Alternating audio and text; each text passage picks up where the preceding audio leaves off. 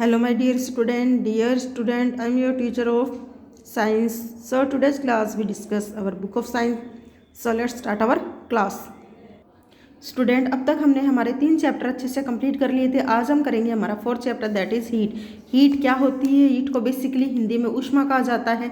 भी क्या होती है इसके बारे में आज हम पढ़ेंगे। तो सबसे पहले करते हैं introduction. When you rub your hands against each other, they get warm. Here, heat is produced due to the loss of the kinetic energy of the hands. अब देखिए बच्चों, जब आप कभी भी अपने दोनों हाथों को आपस में रब करते हैं, रगड़ते हैं, तो आप क्या देखते हैं? आपके हाथ गर्म हो जाते हैं। कुछ समय बाद में आपके हाथ अच्छे से गर्म हो जाते हैं। ये क्यों होता है? यहाँ ये इसलिए होता है क्योंकि आपके हाथों की जो हीट है वो प्रोड्यूस होती है किसके कारण? Kinetic energy. आपके हाथों की जो काइनेटिक एनर्जी है, यांत्रिक ऊर्जा है, काइनेटिक को हिंदी में कहा जाता है, काइनेटिक एनर्जी को हिंदी में कहा जाता है यांत्रिक ऊर्जा। आपके हाथों की काइनेटिक एनर्जी जो है वो हीट में तब्दील हो जाती है। काइनेटिक एनर्जी मिलके हीट बना देती है, हीट का प्रोडक्शन करती है। इस वजह से आपके हाथ गर्म हो जाते हैं। When a nail is hammered into a log of wood, it gets warm. जब कोई बड़ा सा लकड़ी के लट्ठा जिसके ऊपर आप हैमर्ड यानी हथौड़े से जोर से वार करते हो, तो आप क्या देखते हो कि जो हथौड़ा जो वो नीचे से गर्म हो जाता है।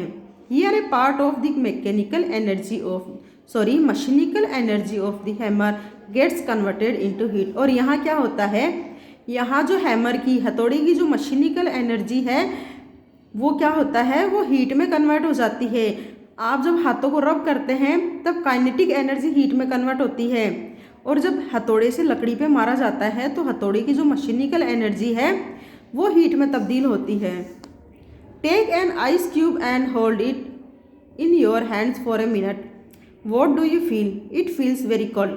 आप अपने हाथ में क्या लीजिए? एक आइस क्यूब लीजिए, बर्फ़ का टुकड़ा लीजिए, और कुछ समय तक अपने हाथों में उसको ऐसे ही रखिए। आप क्या महसूस करते हो? तो बच्चों, आप अच्छे से जानते हो आपको क्या होगा? ठंड लगने लग जाएगी। ये काफ़ी ज़्यादा ठंडा होता है। Try the same thing with boiling water. You will find that you are unable to hold your finger in it for half a second. You will say that water is boiling hot. अब आप बर्फ़ का टुकड़ा अपने हाथ में रखिए, कुछ समय के लिए रखिए, तो आप क्या महसूस करते हैं? हम महसूस करते हैं कि ये काफ़ी ज़्यादा ठंडा है। अब यही कार्य जो है गर्म पानी के साथ में कीजिए। उबलता हुआ पानी, बॉइलिंग वाटर मतलब होता है उबलता हुआ पानी। अपने अंगुली को उबलते हुए पानी में कुछ समय के लिए डाल के रखो, तो आप क्या देखते हो कि आप काफ़ी समय तक उसको, यानी कुछ देर के लिए भी आप अपनी अंगुली को पानी के अंदर नहीं रख सकते। क्यों नहीं रख सकते? क्योंकि पानी बहुत ज़्यादा गर्म है। We use words like very cold, lukewarm, warm, hot, boiling hot in everyday life depending upon the situations। तो इसमें देखिए हम कई वर्ड यूज़ करते हैं, जैसे बहुत ज़्यादा ठंडा, lukewarm का मतलब होता है गुनगुना, warm गरम, hot गरम, boiling hot यानी काफ़ी ज़्यादा गरम। हमारे डेली लाइफ में ये सब जब हमारे साथ ऐसा कुछ होता है, जैसे हमें बर्फ़ हाथों के छूते हैं, ये बर्फ़ बहुत ज़्यादा ठंडी होती तब बोलते हैं ये काफ़ी ठंडी है, पानी कुछ गुनगुना है। तो ये ऐसे वर्ड हम डेली लाइफ में यूज़ करते हैं। How do we use an appropriate word. हम कैसे एक सही, अप्रोप्राइट का मतलब होता है सही वर्ड का आकलन कैसे कर सकते हैं? We use our sense of touch and estimate the degree of hotness और कोल्डनेस। हम क्या करते हैं कि जिस प्रकार की हमें सेंसेशन होती है, जैसे गर्म लगा तो हमने बोल दिया गर्म है, जब हमें ठंडा लगता है तो हम बोल देते हैं ठंडा है। हम अपने अनुसार इसको डिसाइड कर लेते हैं ये ठंडा है या गर्म है। We estimate the temperature of a body. हम किसका आकलन करते हैं? गर्म या ठंडा। हमारे पास जो ऑब्जेक्ट होता है, लिक्विड होता है, जैसे पानी गर्म है या ठंडा, इसका हम आकलन ना करके हमारी बॉडी का जो टेम्परेचर होता है उसको हम बताते हैं। However, if we think about the above example carefully, we can conclude that an object appears cold only if heat from our body flow into it. For example, tap water will generally feel cold because the heat of our body flow into it. अब बच्चों, अगर ऊपर कुछ example हमें दिए, काफ़ी गर्म, काफ़ी ठंडा, ये कुछ एग्जाम्पल थे हमारे पास में। जैसे बड़ी सी हथौड़ी को लकड़ी के लट्ठे पे मारो तो वो क्या करता है? गर्म हो जाता है, हाथों को आपस में रगड़ते हैं तो वो गर्म हो जाते हैं। तो ये कुछ एग्जाम्पल हमने पढ़े, अगर इन एग्जाम्पल को हम ध्यान से समझें, ध्यान से पढ़ते हैं तो एक निष्कर्ष निकलता है, कंक्लूड करते हैं हम, निष्कर्ष निकलता है, कंक्लूजन निकलता है। वो क्या होता है, ये हमें हीट इसलिए पता चलती है, गर्म है या ठंडा है, ये हमें इसलिए पता चलता है क्योंकि जिस समय हम उस वस्तु को छूते हैं तो उस समय हमारे शरीर की हीट जो है उसके अंदर प्रवेश करती है। जैसे कि आप पानी का नल चलाते हैं तो बस जैसे ही आपने उस पानी के नल में अपना हाथ दिया तो आपको वो ठंडा लगता है। वो क्यों लगता है, क्योंकि उस समय आपके शरीर की हीट जो है उस पानी में फ्लो हो जाती है, आपके शरीर की हीट जो है पानी में बहने लगती है, इस वजह से आपको ठंडा लगता है। However, ice feels very cold because the heat flow from our body at a rapid speed। और पानी का एग्जाम्पल दे, पानी अपन को ठंडा लगता है कब, जब हमारी बॉडी का टेम्परेचर जो है, हमारी बॉडी की हीट जो है उस पानी में मिक्सअप हो जाती है, पानी से टच होती है तो वो पानी हमें ठंडा लगता है। अब दूसरी तरफ बर्फ़ जो है हमें काफ़ी ज़्यादा, यानी कि हम कह सकते हैं काफ़ी ज़्यादा ठंडी लगती है। तो इसके पीछे रीज़न क्या है, इसके पीछे रीज़न है बर्फ़ हमें और अधिक ठंडी इसलिए लगती है क्योंकि उस समय आपके शरीर का जो हीट है वो काफ़ी रैपिड स्पीड से बहती है, यानी रैपिड का मतलब होता है तीव्र स्पीड से, काफ़ी तेज़ी से उस आइस में बहने लगती है, आइस से टच होती है, इस वजह से आपको काफ़ी ज़्यादा ठंड लगती है।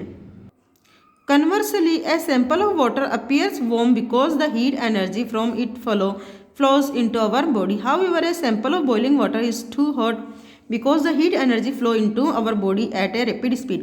अब देखिए, अब एक सैंपल, यानी कि अगर पानी हमारी बॉडी से पानी संपर्क में आता है तो वो हमें ठंडा लगता है कब, क्योंकि उस समय हमारे शरीर की एनर्जी से कनेक्ट होती, जुड़ती है और पानी हमें काफ़ी ज़्यादा गर्म लगता है। क्यों, उस समय हमारे शरीर की एनर्जी, आपका जो वाटर है जो काफ़ी ज़्यादा गर्म है, जिसे हम बोल सकते हैं काफ़ी गर्म है, उससे हमारी बॉडी जो है वो एक काफ़ी तेज़ी से स्पीड से उस तरफ हमारी एनर्जी बहने लगती है।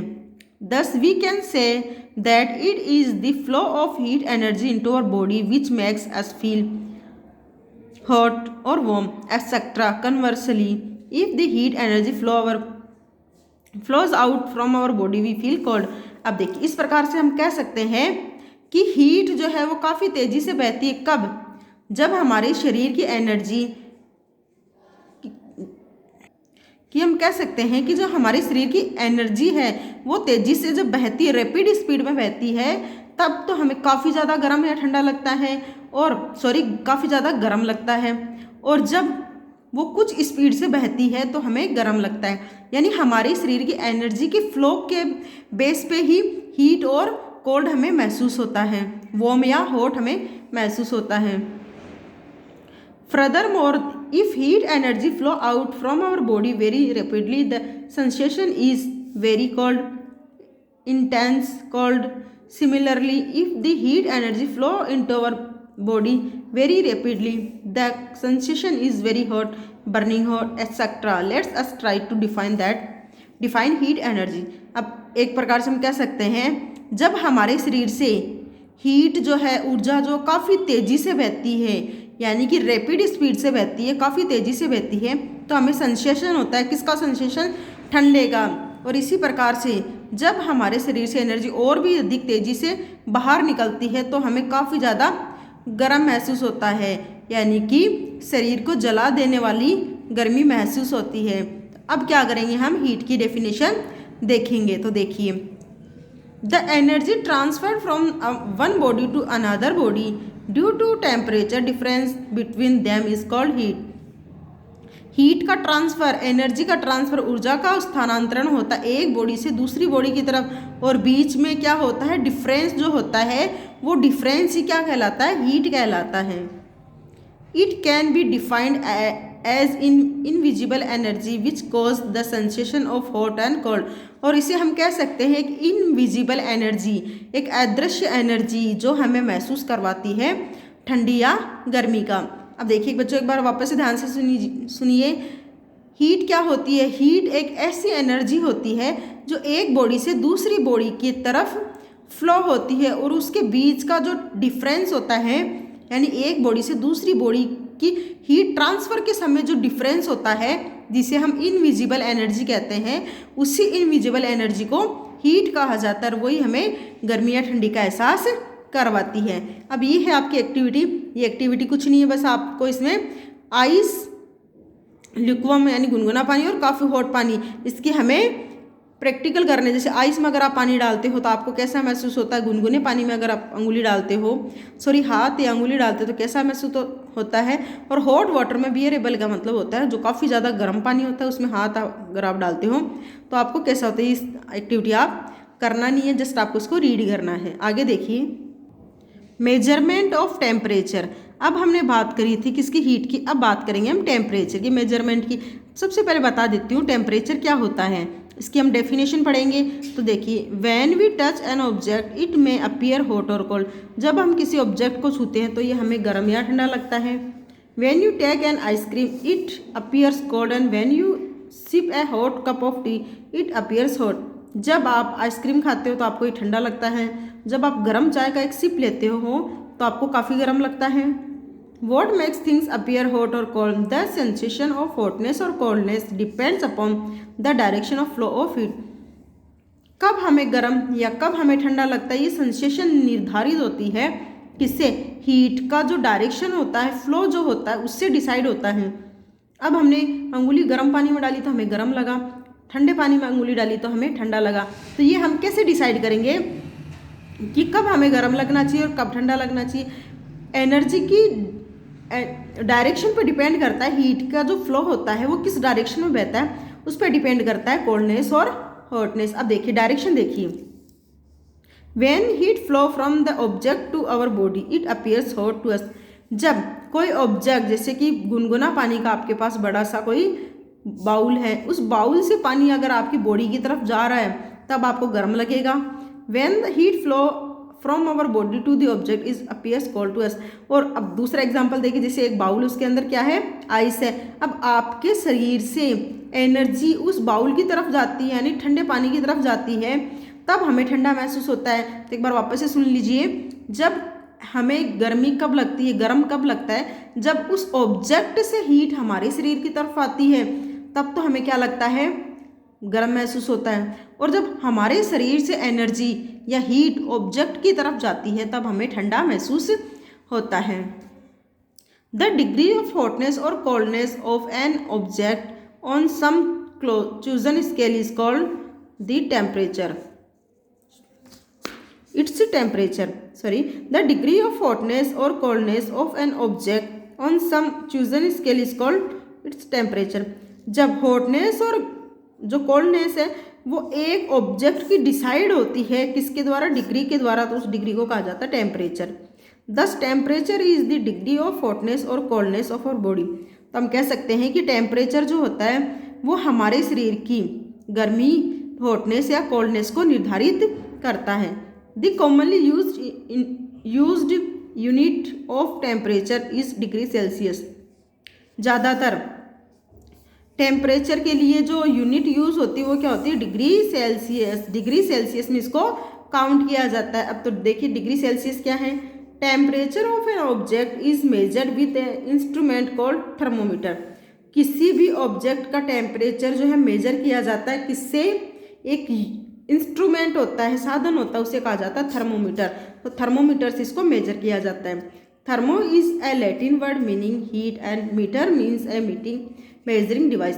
थर्मोमीटर जो एक लैटिन शब्द है और इसका हीट का तो मतलब, सॉरी, थर्मो एक लैटिन शब्द है और इसका हीट का, जो हीट और मीटर से मिलके बना हुआ है, जिसमें थर्मो का तो मतलब होता है हीट और मीटर का मतलब होता है मेजरिंग स्केल यानी मापने वाला डिवाइस। दस a device used for measuring the temperature of different object is called a thermometer. और अब देखिए बच्चों, थर्मोमीटर की अब हमें एकदम से अच्छे से डेफिनेशन बताई गई है कि एक ऐसी डिवाइस जो किसी भी ऑब्जेक्ट की टेम्परेचर को कैलकुलेट करता है या मेजर करता है, उसे थर्मोमीटर कहा जाता है। अब आगे description of thermometer. Description of thermometer यानी थर्मोमीटर कैसा होता है, इसके अंदर क्या क्या पाया जाता है, ये हम नेक्स्ट क्लास के लिए रखेंगे। आज आपने क्या सीखा, आज आपने कोल्डनेस और हॉटनेस के बारे में सीखा। फिर कोल्डनेस और हॉटनेस को मेजर कैसे किया जाता है वो आज आपने सीखा है। नेक्स्ट क्लास के लिए रखेंगे हम डिस्क्रिप्शन ऑफ थर्मोमीटर। थर्मोमीटर का डिस्क्रिप्शन हम नेक्स्ट क्लास में करेंगे। स्टूडेंट अगर कन्फ्यूजन आपको कहीं है तो आप हमें कमेंट करके पूछ सकते हैं। वीडियो अगर आपको अच्छा लगता है तो आप लाइक शेयर और कमेंट कर सकते हैं। Thank you so much for watching this video. Have a great day.